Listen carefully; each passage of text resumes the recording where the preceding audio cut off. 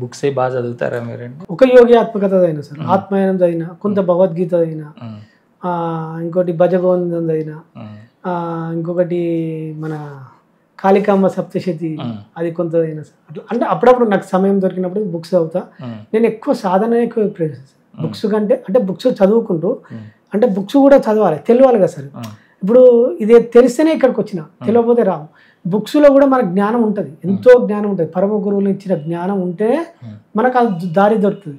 ఇప్పుడు ధ్యానం అనే మార్గం దొరకాలంటే అది ఉంటేనే, ఏదో బుక్ చదివితేనే మనకు అది దొరుకుతుంది. సో మనం ఒక సోర్స్ దొరకాలంటే ఫస్ట్ అది బుక్స్లలో కానీ గురువుల ద్వారా కానీ దొరుకుతుంది. దొరికినప్పుడు సాధన అనేది సెకండ్ మెట్టు. వల్ల ఏదైతే చేరుకోవాలమో ఆ స్థితికి చేరవేసేది సాధన. తెలుసుకునేది మళ్ళీ బుక్స్, గురువులే. అది ఏమనుకుంటున్నారు మీరు? అంటే ఇప్పుడు ఎలాగో ఉద్యోగం చేస్తున్నారు, అంటే ఏ విధంగా మీరు ముందుకెళ్ళాలనుకుంటున్నారు? సో ఇప్పుడు నేను ఇంకా కొద్ది రోజుల తర్వాత జాబ్ రిజైన్ చేస్తాను సార్. అంటే నాకు క్లారిటీగా వచ్చేసింది. అంటే జాబ్ చేస్తే అన్న సమస్యలే లేదేం లేదు. ఇప్పుడు నేను సేవా మార్గంలో ఉన్నా, ఫుల్ టైం సేవకు చేయాలన్నా. అందులో నాకు ఇప్పుడు జీవన్ముక్తిలో ఉండాలి. ఇప్పుడు నేను 8 గంటలు ఉద్యోగం చేస్తున్నా.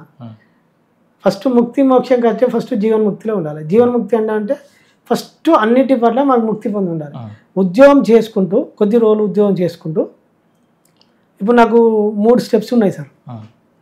కర్మని ఎంచుకున్నా. ఇప్పుడు నా స్టెప్ కర్మ ద్వారా, నేను సత్కర్మ ద్వారా నాకు సత్ఫలితాలు వస్తాయి. ఆ సత్ఫలితాలు వచ్చినప్పుడు నాకు ఈ ఉద్యోగ ముక్తి దొరుకుతుంది.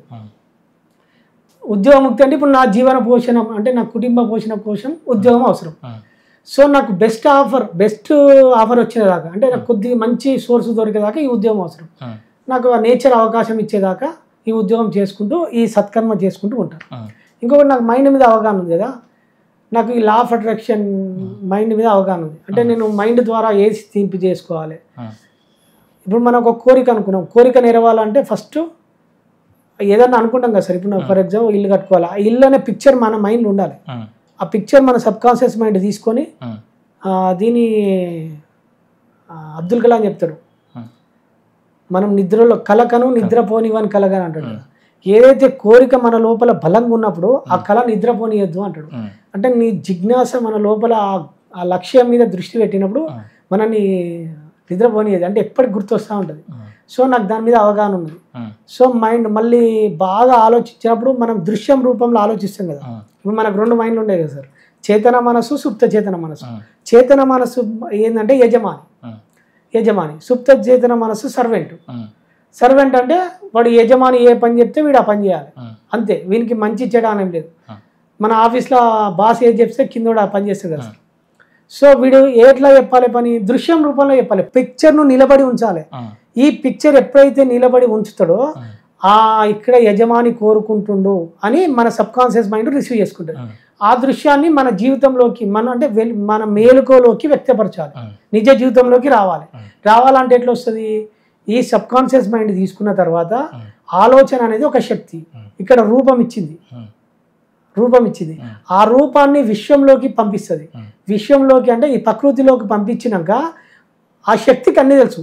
ఆలోచన అంటే శక్తి కదా సార్, శక్తికే తెలిసేది అన్ని. ఆ శక్తి విషయంలోకి వెళ్ళి శక్తి సమూహాలల్లో నువ్వు కేంద్రీకరించుకుంటుంది. ఫర్ ఎగ్జాంపుల్ మనకు ఒక వ్యక్తి ద్వారా కావాలి, ఆ శక్తి బయటికి వెళ్ళినప్పుడు ఆ వ్యక్తిని లింక్ చేస్తుంది. ఆ శక్తి లింక్ చేసి ఆ వ్యక్తిని నా జీవితంలోకి తీసుకొచ్చి కార్యరూపం దాల్చేటట్టు చేస్తుంది. ఇగో ఇదే వ్యక్తపరచడం. ఇంకొక సూత్రం కూడా ఉంది సార్, భగవద్గీతలో చెప్పిండు, అనన్య చింత ఎంతో మాం ఏ జన పరిభాషతే అంటే, నీ అన్ని చింతలు వదిలేసి నన్ను నమ్ముకోనండి. నాకు అన్ని కూడా వదిలేయడం అంటే ఇక్కడ వదిలేయడం రావాలి, భౌతికంగా కాదు. ఇక్కడ వదిలేయడం వస్తే వచ్చేటి అన్నీ వస్తాయి. దీన్ని నేను ప్రాక్టీస్ చేసిన. నాకు కారు ఉన్నది, కారు ఈఎంఐలో కొన్నాను, కావాలని కొనుక్కోలే, లా ఆఫ్ అట్రాక్షన్ దగ్గర కావచ్చింది. నేనైతే కావాలని కొనుక్కోలే, అనుకోకుండా వచ్చింది. ఈఎంఐ ఉన్నది, ఆర్థికంగా ఇబ్బంది ఉండే, వదిలేసాను, కట్టలే. అంటే డబ్బులు అవసరం లేక కట్టలే. ఉంటుందా పోతుందా గమనిద్దామని నేను నమ్ముకున్నా. ఆ కాన్షియస్, నేను భగవంతుడు చెప్పిన ఆ సూత్రాన్ని నమ్ముకొని 3-4 మంత్స్ కట్టకపోతే వీళ్ళు వచ్చి ఏదో ఒకటి చేస్తారు కదా సార్. ఒక పర్సన్ అలా వచ్చిండు, 3-4 మంత్స్కి వచ్చిండు. వచ్చిన తర్వాత ఏమైందంటే కార్ తాళాసి ఇచ్చేసిన, నా నిజానికి వెళ్ళి కార్ తాళాసి ఇచ్చేసిన, నాకు వచ్చేది పని. ఎందుకన్నా మీరు 2 years కంప్లీట్ చేసి ఉన్నారుగా అని చెప్పి నేను పేమెంట్ చేస్తా, మీరు నాకు తర్వాత చేయండి అని చెప్పి తన పేమెంట్ బిల్ రిసిప్ట్ చేసి బిల్ రిసిప్ట్ నాకు ఇచ్చి అని వెళ్ళిపోయాడు. సో నాకు దీని మీద ఫుల్ క్లారిటీ ఉంది. ఏం చేద్దాం అనుకుంటున్నారు అని అడిగాను నేను మిమ్మల్ని. సార్ సేవ మంచిదా సార్, సేవనే ఫుల్ టైం సేవ చేస్తాను, ఫుల్ టైం సేవలోనే ఉందామని. ఫుల్ టైం సేవనే. అంటే ఈ కర్మ సిద్ధాంతాల గురించి వీటి గురించి అందరికి అవగాహన కల్పించడమా, లేదంటే ప్రకృతికి సేవ చేయడమా? అంటే ప్రకృతి సేవ చేసుకుంటూ నేనేమనుకుంటా అంటే కొన్ని కాలేజీలలో స్కూల్స్లలో పిల్లలకు మైండ్ మీద కొంచెం అవగాహన కల్పించి కర్మ మీద కొంచెం జాగృతం చేద్దాం అనుకుంటున్నాను. అంటే ఇప్పుడు గ్రామీణ ప్రాంతాలలో తెలిసి తెలియక వాళ్ళు ఏదో కర్మలు చేసుకుంటూ పోతారు సార్. తెలిసి తెలియక అజ్ఞానంతో కర్మలు చేసుకుంటూ పోతారు. ఆ కర్మలు చేసుకోవడం వల్ల ఎవడైతే సృష్టించిండో ఆ కర్మ సృష్టించిన మన అకౌంట్లోనే పడుతుంది. సో తిరిగి వాళ్ళు అనుభవించాలి. ఈ విషయంలో కొంతమందికి నాకు తెలిసినంత వరకు ప్రకృతి సహకారంతో నేను జాగృతం చేద్దామని ఒక ఆలోచన ఉంది సార్.